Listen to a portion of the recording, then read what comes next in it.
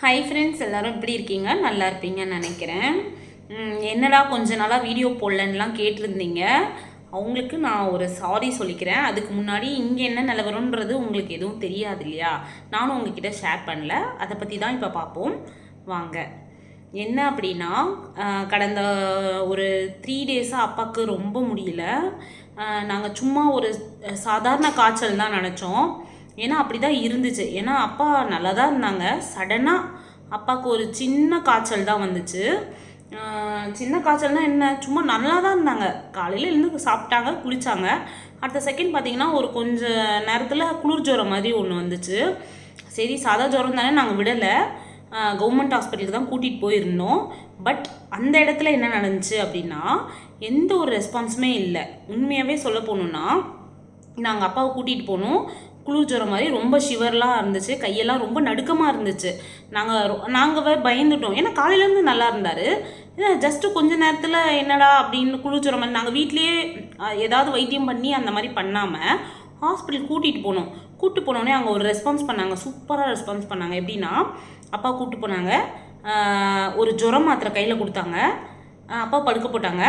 ஒரு சின்ன ஒரு என்ன சொல்கிற ட்ரிப் ஒன்று ஏற்றுனாங்க. அவ்வளோதாங்க. நீங்கள் வீட்டுக்கு கூப்பிட்டு போங்க, ஒன்றும் இல்லை, இதுக்கா இவ்வளோ பெரிய அக்கப்போர் பண்ணீங்க அப்படின்ற மாதிரி ஒரு நர்ஸ் கேட்டாங்க.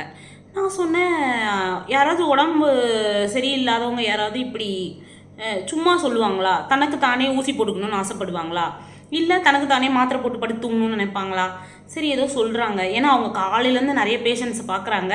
அதனால் அவங்களுக்கு ஒரு சில எரிச்சல்கள்லாம் இருக்கும்னு நினச்சிட்டு நானும் சரி ஓகே, அப்பாவுக்கு சரி ஏதோ ஒன்று அப்பாவுக்கு சரியாயிருச்சுல்ல அப்படின்னு சொல்லிட்டு நான், என் அம்மா, தம்பி எல்லோரும் கிளம்பி வந்துட்டு ஒரு நாள் ஃபுல்லாக என்ன ஆச்சுன்னே தெரியல. அப்பா ஒரு மாதிரி இதுவாகவே தான் இருந்தாங்க. பார்த்தா அம்மா நைட்லாம் தூங்கலை அப்படின்ற மாதிரிலாம் சொன்னாங்க அம்மா. எனக்கு அங்கே தெரியாது. தம்பி தான் பார்த்துக்கிட்டான் போல். தம்பியும் நைட் ஃபுல்லாக உட்காந்துருக்கான், அம்மாவும் உட்காந்துருக்காங்க. பட் ஆனால் ஏதோ ஒரு நைட்டெல்லாம் தூங்காமல் ஏதோ ஒரு டிஸ்டர்பன்ஸ் இருந்துக்கிட்டே இருந்திருக்கு அப்பாவுக்கு. பார்த்தீங்கன்னா திடீர்னு மிட் நைட் எனக்கு ஒரு கால் வந்துச்சு. ஒரு 3 மணி 4 மணி இருக்கும். அப்பா இந்த மாதிரி ரொம்ப ஒரு மாதிரி கால் வலிக்குது, கால் எடுக்க முடியல, கால் ஷிவர் ஆகுது, அப்புறமேட்டு கொஞ்ச நேரம் கழிச்சு காலை நகர்த்தவே முடியல அப்படின்னு சொல்லிட்டு சீரியஸாக இருக்காரு அப்படின்ற மாதிரி எனக்கு ஒரு ஃபோன் வந்துச்சு அம்மா கிட்டேருந்து. நான் என்னடா இது, நேற்று வரைக்கும் நல்லா தானே இருந்தார் நம்ம கூட.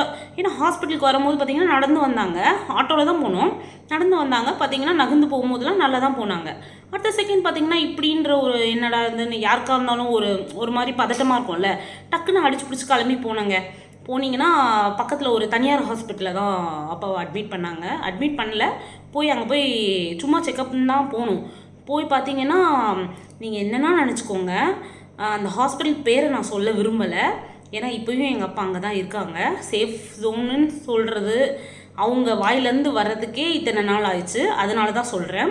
எப்படின்னா, ஒரு சின்ன விஷயமா இருக்கட்டும், அப்பாவை போயிட்டு அப்போ தான் எடுத்துகிட்டு போய் நிறுத்துகிறோம். உடனே ஹார்ட் அட்டாக்காக இருக்கலாம், ஒன்று என்னது கிட்னி ஃபெயிலியராக கூட இருக்கலாம், இல்லை இதுவாக இருக்கலாம், இல்லை அதுவாக இருக்கலாம். நின்ன ஒரு 10 நிமிஷத்தில் இப்படி படன்னு பாயிண்ட்ஸ்லாம் சொல்லுவாங்களே, அந்த மாதிரி சொல்ல ஆரம்பிச்சிட்டாங்க. எனக்குள்ளே ஒரு பயம் வந்துருச்சு. ஐயோ, நேற்று வரைக்கும் அப்பா இப்படி தான் உட்காந்துட்டு இருந்தார், திடீர்னு பார்த்தா என்ன இவங்க இப்படிலாம் சொல்கிறாங்கன்ற மாதிரி தான் இருந்துச்சு. அந்த வார்த்தைகள்லாம் நான் ரொம்பவே, யாராக இருந்தாலும் விரோதிக்கு கூட அந்த வார்த்தை கேட்கக்கூடாதுன்னு நான் நினைக்கிறேன். ஏன்னா அந்தளவுக்கு தான் இருந்துச்சு அந்த வார்த்தைகள். சரி ஓகே, எப்படியோ ஒன்று அப்பாவை கூட்டிகிட்டு வந்துட்டோம், நல்லபடியாக கூட்டிகிட்டு போகணும் அப்படின்ற மைண்ட் செட் மட்டும் தான் எனக்கும் என் தம்பிக்கும் என் அம்மாக்கும் எங்கள் ஃபேமிலி மொத்தத்துக்குமே அப்படி தான் இருந்துச்சு. சரி ஓகே, எப்படியாவது கூப்பிட்டு போகணும்னு சொல்லிட்டு மேலே போனால் அடுத்த ஒரு செகண்ட் அட்மிஷன் போட்டாங்க. அடுத்த செகண்ட் உள்ளே கூப்பிட்டு போனாங்க. கூப்பிட்டு போன கொஞ்ச நேரத்தில் கிட்னி ஃபெயிலியர் ஆயிடுச்சுன்னு சொல்லிட்டாங்க. சரிங்களா? அடுத்த செகண்டு நீங்கள் இவ்வளோ நாள் இவரை நேற்று நீங்கள் கூப்பிட்டு வந்திருக்கலாமே, ஏன் இன்றைக்கி கூப்பிட்டு வந்தீங்க, ஏன் இவ்வளோ தாமதம் பண்ணீங்க, ஏன் ஜுரம் வந்துச்சே, ஜுரம் வந்துச்சுன்னா இதுக்கான காரணமே ஹார்ட் அட்டாக் கூட வரத்துக்கு சான்ஸாக இருக்கலாம் அப்படி இப்படின்னு சொல்லிட்டு, நமக்கு தான் இதை பற்றி ரொம்ப கண்டிப்பாக இதை பற்றி யாருக்குமே தெரியாது. ஒரு சுகர் பேஷண்ட்டுக்கு திடீர்னு ஹார்ட் அட்டாக் வருமா, திடீர்னு அது என்ன சொல்கிறது, எதுவாக வேணால் வரலாம் அப்படின்ற மாதிரி சொன்னாங்க. எனக்கு கொஞ்ச நேரத்தில் என்ன நடக்குதுன்னே தெரியல. சுற்றி பார்த்திங்கன்னா ஒரே பிளைண்டாக இருக்குது. அதாவது நம்ம அப்பா சேஃபாக இருக்கணும்னு மட்டும்தான் எனக்கும் சரி என் ஃபேமிலிக்கும் சரி தோணிக்கிட்டே இருந்துச்சு. எப்படியாவது அப்பா வந்து நல்லபடியாக கூப்பிட்டு போயிடணும் அப்படின்ற மைண்ட் செட் மட்டும்தான். சரி என்ன பண்ணலாம், இப்போ என்ன தான் பண்ணணும், எங்கள் அப்பா இப்போ என்ன ஸ்டேஜில் தான் இருக்கார், எங்கள் அப்பாவுக்கு இப்போ என்ன தான் ஆச்சுன்றது எனக்கு சத்தியமாக சொல்கிறேன். ஒரு நாள் ஃபுல்லாக பைத்தியம் பிடிக்க வச்சாங்கங்க. பைத்தியம்னா எப்படி சொல்கிறதுனா, ஒரு சின்ன சின்ன விஷயங்களாக இருக்கட்டும். இப்போ உள்ளே கூப்பிட்டு போகிறாங்க, கூப்பிட்டு போன அடுத்த செகண்ட் என்ன சொன்னாங்கன்னா, ஹார்ட்டில் ஏதாச்சும் சம் ப்ராப்ளமாக இருக்கலாம், அதுக்கான நாங்கள் எக்யூப்மெண்ட்ஸை வச்சு நாங்கள் பார்த்துட்டு உங்களுக்கு சொல்கிறோம். நாங்கள் அடுத்த கொஞ்ச நேரம் மத்தியானத்துக்கு மேலே என்ன சொன்னாங்கன்னா, இருங்க கிட்னி ஃபுல்லாக என்னன்னு தெரியல, கிட்னி ஃபுல்லாக ஃபெயிலியர் ஆகிடுச்சின்னு நினைக்கிறேன், வெயிட் பண்ணுங்கள் அப்படி சொல்லி மேலுக்கு மேலுக்கு மேலுக்கு மேலுக்கு டென்ஷன் ப்ரெஷர் இப்படியே தான் வச்சுட்டு இருந்தாங்க 2 நாளாக. அப்புறம் என்ன தான் பண்ண போகிறாங்கன்ற ஒரு என்ன சொல்கிறது, பார்த்திங்கன்னா யாருக்குமே இந்த கொடுமை வரக்கூடாது.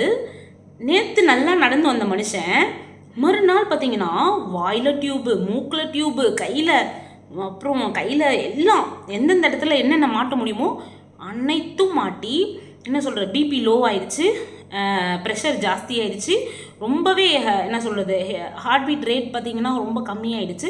அப்படி இப்படி சொல்லி ஒரு மாதிரி நேற்று பிள்ளையா சக்தி பார்த்திங்கன்னா ஓஹோன்னு போச்சு. அந்த லெவலுக்கு இருந்துச்சு எங்கள் வீட்டில். ஏதோ ஒன்று அப்பா வந்து நல்லபடியாக இருக்கணும், அப்பா நல்லபடியாக இருக்கணும். அப்புறமேட்டு பார்த்திங்கன்னா யூரின் போகிற சிம்டம்ஸு, யூரினே போகல ஃபுல் டே அப்படின்னு சொல்லிட்டாங்க. அதோட இது ஃபுல்லாகவே ஸ்ப்ரெட் ஆகி அப்பாவோட உடம்பு ரொம்ப ரொம்ப சீரியஸாக இருக்குதுன்னு சொல்லிட்டு அடுத்த செகண்டு இதில் நாங்கள் ஒன்றும் பண்ண முடியாது, வெயிட் பண்ணி பார்ப்போம், ஏன்னா மருந்துகள் வந்து உள்ளே எடுத்துக்க மாட்டேங்குது, ஸோ வெயிட் பண்ணுங்க அப்படின்னு சொல்லிட்டு சொன்னாங்க. அடுத்து இது பண்ணணும், இதுக்கு ஒரு 50,000 ஆகும். நான் அதை பற்றி மென்ஷன்லாம் பண்ணலை. இது பண்ணணும் அது பண்ணணும்னு சொல்லிட்டு ஒரு 50,000 சொன்னாங்க. அடுத்து ஒரு பார்த்தீங்கன்னா இதுக்கு ஒரு 2 lakhs செலவாகும்னு சொன்னாங்க.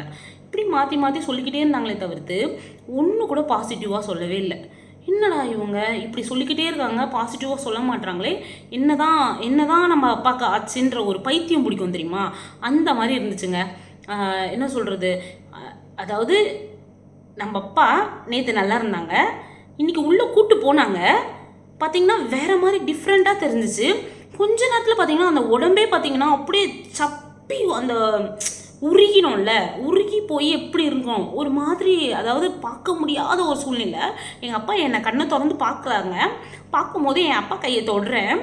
நேற்று தொட்டதுக்கும் இன்றைக்கி தொட்டதுக்கும் நிறைய டிஃப்ரென்ஸ் இருந்துச்சு.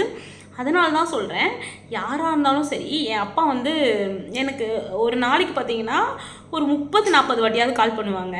நான் திட்டிக்கிட்டே இருப்பேன் எங்கள் அப்பாவை.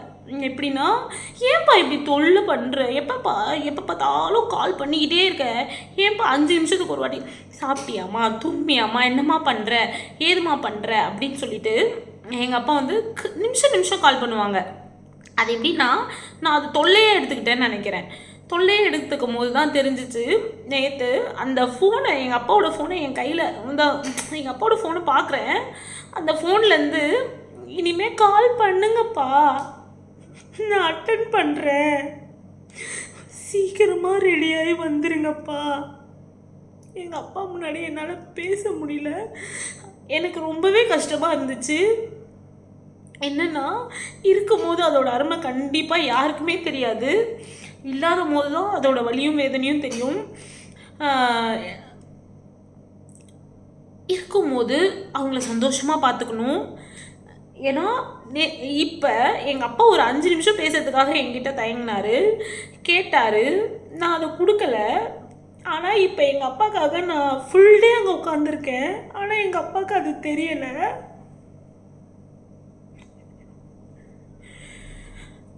அதனால தான் சொல்கிறேன், கஷ்டமோ நஷ்டமோ, பிடிக்குதோ பிடிக்கலையோ, அவங்க ஏதோ சொல்ல வராங்க, அவங்க இப்போ குழந்தையாக மாறிட்டாங்க, அவங்களுக்காக ஒரு 10 நிமிஷம் கண்டிப்பாக நம்ம ஒதுக்கியே ஆகணும்.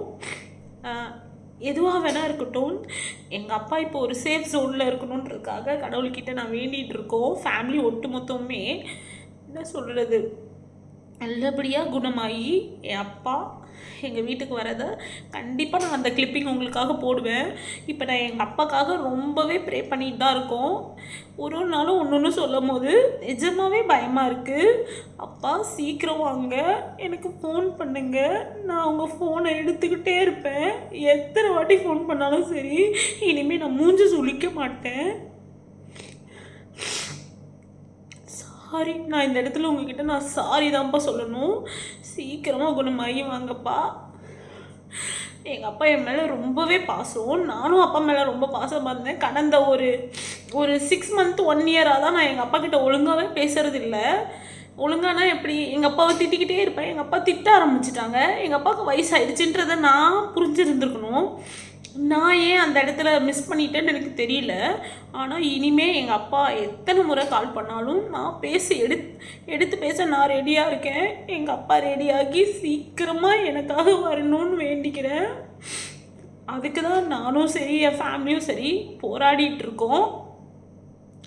இன்றைக்கி அப்பாவுக்கு வந்து அந்த டியூப்லாம் எடுத்து நார்மல் அந்த சுவாசம் வரணும் அப்படின்ட்டு செக் பண்ணுறேன்னு இருக்காங்க. கடவுள்கிட்ட வேண்டிட்டு தான் இருக்கேன். அப்பா சீக்கிரமாக குணமாகி வரணும். கண்டிப்பாக நான் உங்களுக்கு அந்த வீடியோ ஷேர் பண்ணணும்னு நினைக்கிறேன். ஸோ அப்பாக்காக தான் இந்த வீடியோ. அந்த அப்பாவை இப்போதைக்கு நான் காட்ட மாட்டேன். அப்பா நல்லாகி என் கூட ஒரு ஃபோட்டோவும் வீடியோவும் கண்டிப்பாக நான் போடுவேன். அப்போ தான் நான் காட்டுவேன். அந்த ஹாஸ்பிட்டல் வாசலில் என் ஃபேமிலி, ஒட்டுமொத்த ஃபேமிலியும் வெயிட் பண்ணுது அந்த ஒருத்தருக்காக. அந்த ஒருத்தர் பேசணுன்ட்டு எல்லாருக்கிட்டையும் ஆசைப்பட்டார். ஆனால் இப்போ அவருக்காக எல்லாரும் உட்காந்துருக்கோம். அவர் உள்ளே போய் ஜாலியாக படுத்திருக்காரு. அப்பா சீக்கிரமாக வாங்க. உங்களுக்காக உங்கள் பொண்ணும் சரி உங்கள் ஃபேமிலியும் சரி வெயிட் பண்ணுது. அவ்வளோதான் என்னால் சொல்ல முடியும். இந்த இடத்துல நான் எப்பா கிட்ட சாரி தான் சொல்லணும். சாரிப்பா.